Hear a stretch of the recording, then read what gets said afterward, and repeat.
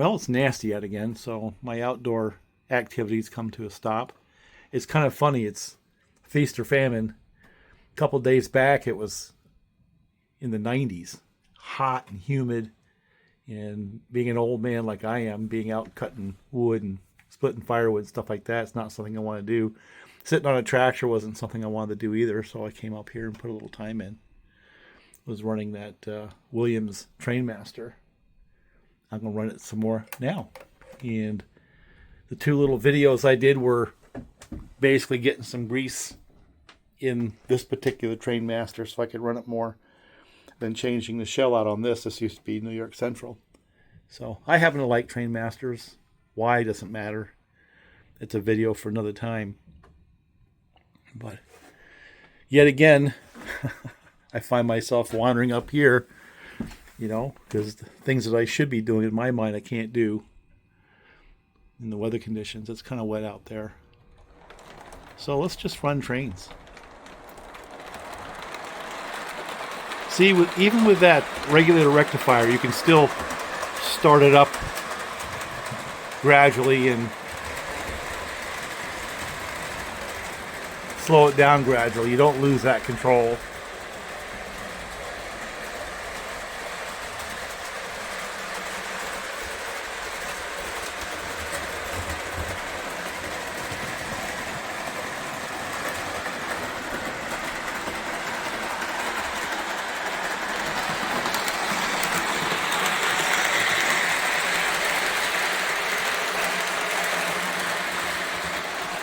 Yeah, my son got me that shell, put it on, the New Haven. I like that.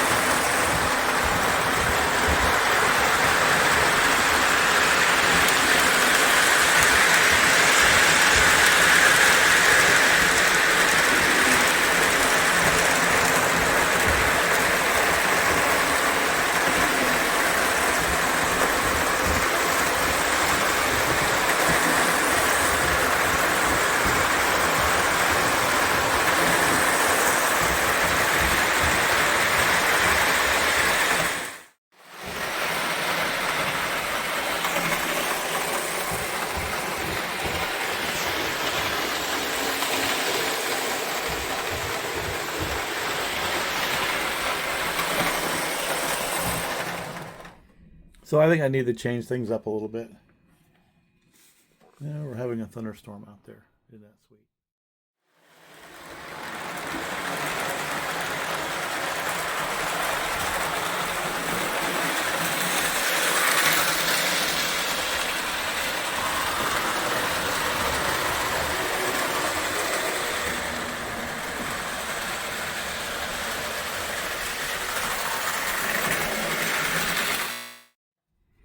So I got this Marx 1666 and this one for $2 total, buck a piece. And I've had this one for a little while, and I was hoping I could probably get two to make one. And that one's kind of jammed up a little bit. It runs, but it's grinding on something. Haven't tried this one yet. I figure we can do that for first time on the camera. But this is the way it's supposed to be. And that one runs pretty good. But notice it had the wire there. These do not. This one's broken. Shell's busted up. This one as well. I think it's got wire on one side. At least one of them does. No, I guess they both don't. So they're compromised, right? But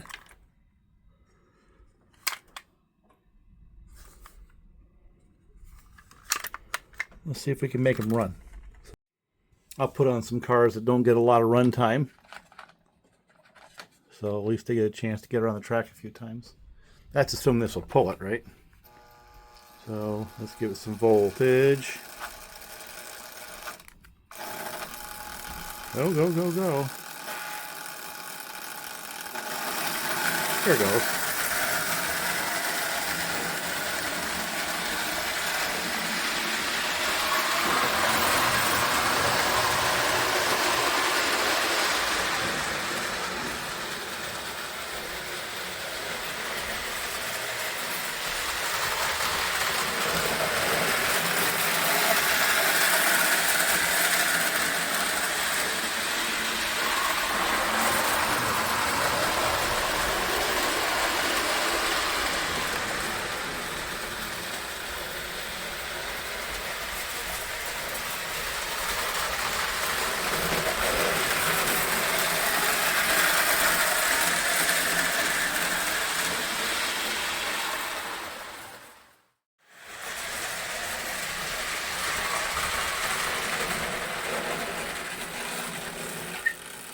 There it goes, it locked up. So let's try the other one. I'll have to dig into that one and see why it's grinding like that. It comes to a stop. But it'll be a challenge, right? Let's see if that one goes. I'm sure that there was... Oh, he's missing his front pilot. So, see if it goes.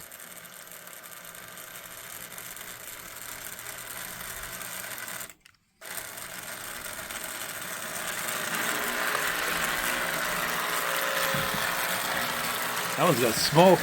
No kidding.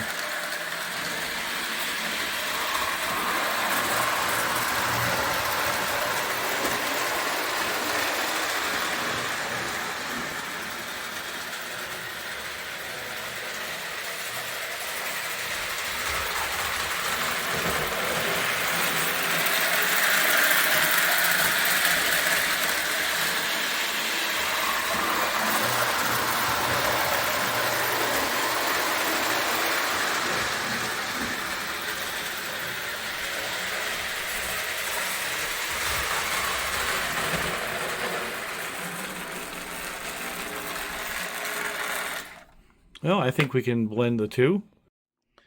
Well, apparently the 1666 on the side there doesn't mean that every one of those are going to be the same. I guess they had different options. So I'm not sure how they designated that with the model number. But this one here has no smoke unit. And the light's affixed to the E unit. Where on this one here, which is the same 1666, it's got a smoke unit. Look at that.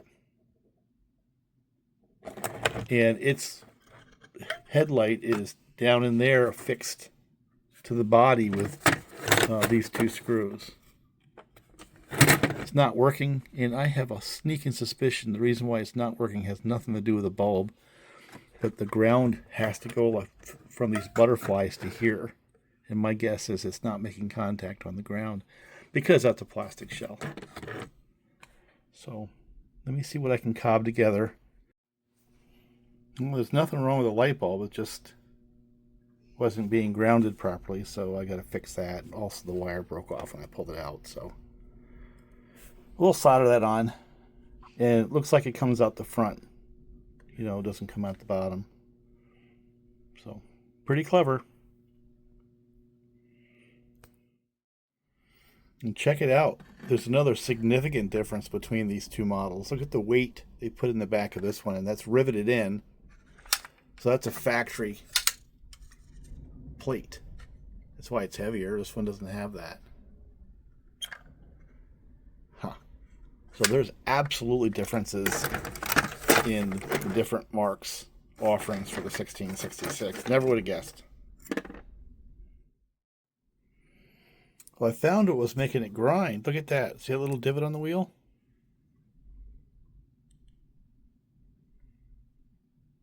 See it?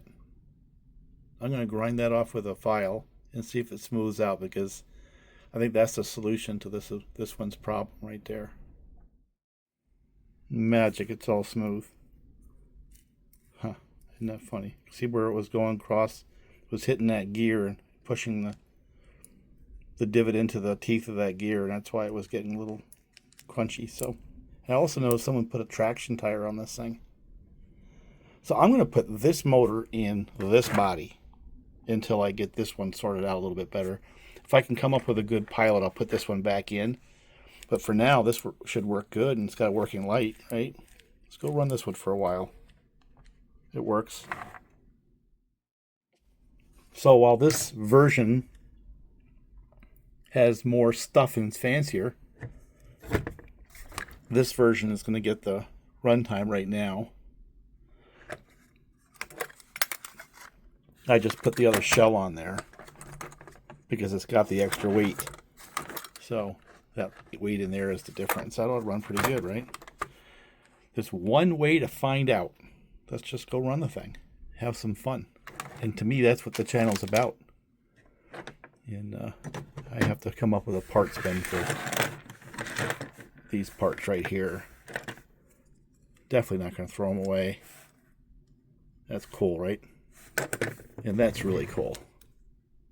So what I'm going to do is I'm going to put a connector here, and then I'm going to solder a wire with a connector there, so I don't have to solder it while it's on the shell itself, right? I can disconnect it.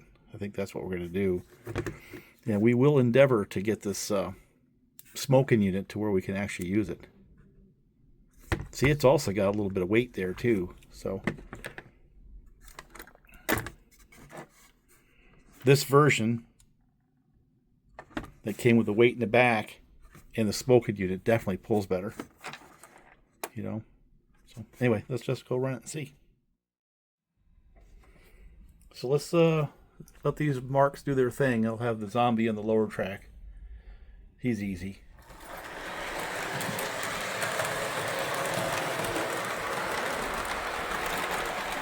Hauling the freight. We'll get the one on the inside going.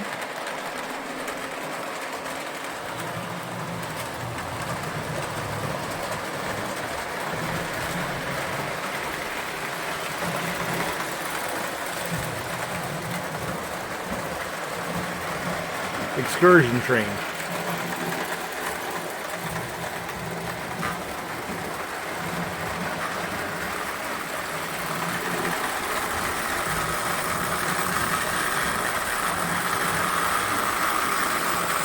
It'll go.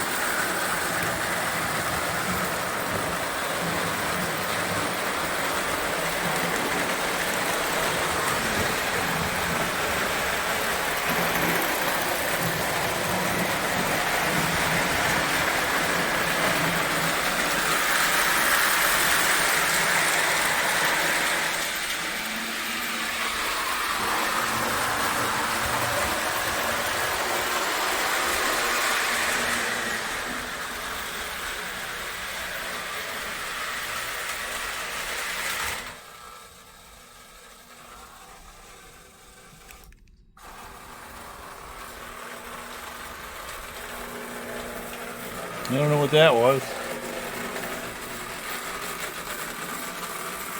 I notice it has a wheelie look to it.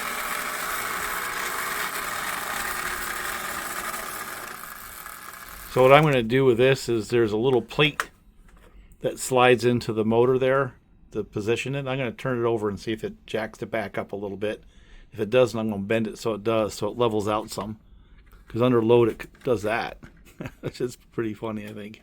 So, anyway, playing with Marx.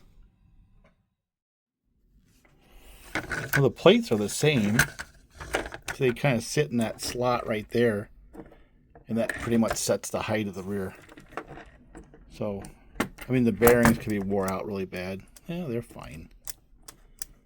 They wore out some, but they're not totally wore out. Does it have bushings or? Yeah, it's got brass bushings. No kidding. Huh. So what I need to do then is I'm going to take this and bend it a little bit to raise the back end up a little bit so it's not pulling a wheelie. That's one of those plates. It's down in there now.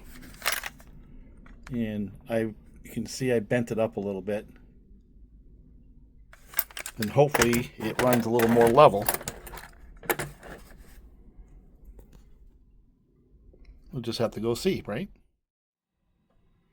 You know, still has a little bit of a squat look to it. Not sure I understand exactly why. Maybe I should take another crack at that. Well, I figured out why. It's got a traction tire on there. Now, I had mentioned that before, but didn't realize how much it raised that front. It's just on one side, so if you look at the wheels relative to the shell, they're not that bad, but you add that 20 thousandths traction tire, and next thing you know, it's jacked up. So let's just run this excursion train a little bit and call it good. Having fun with Marx. Maybe I should call the video Messing with Marx.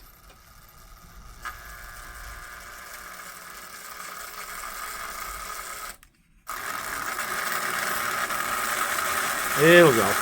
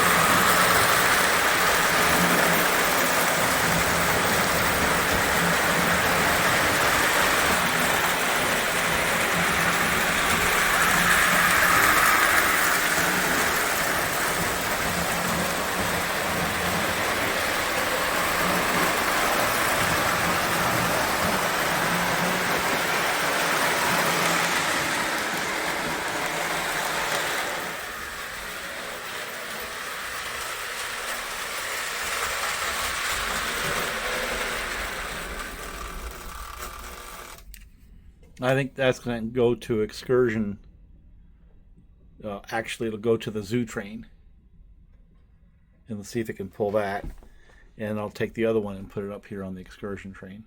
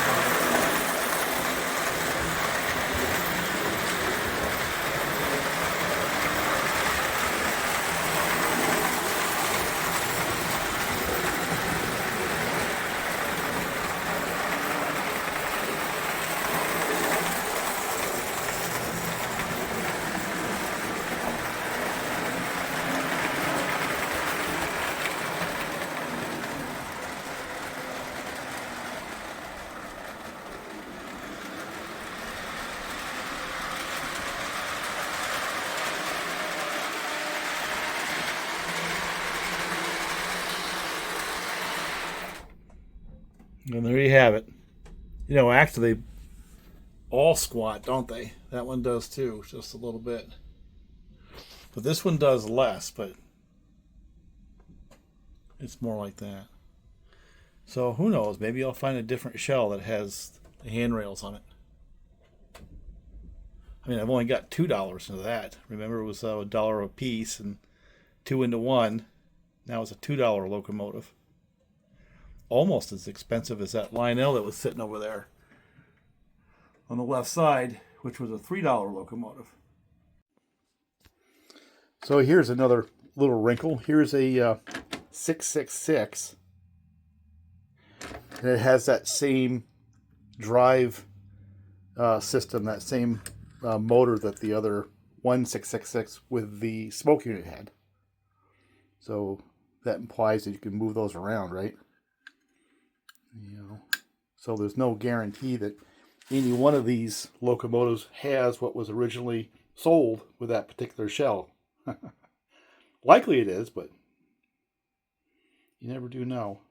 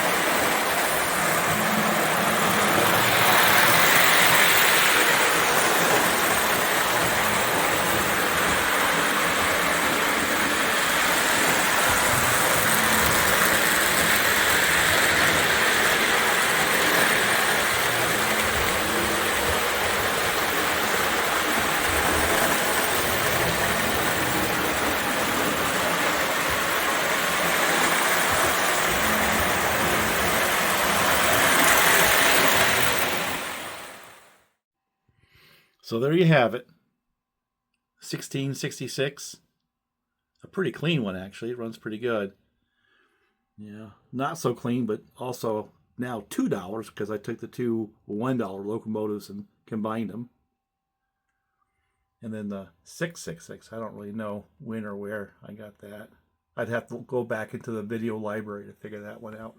Pulling Lionel. So anyway, I think that's a video.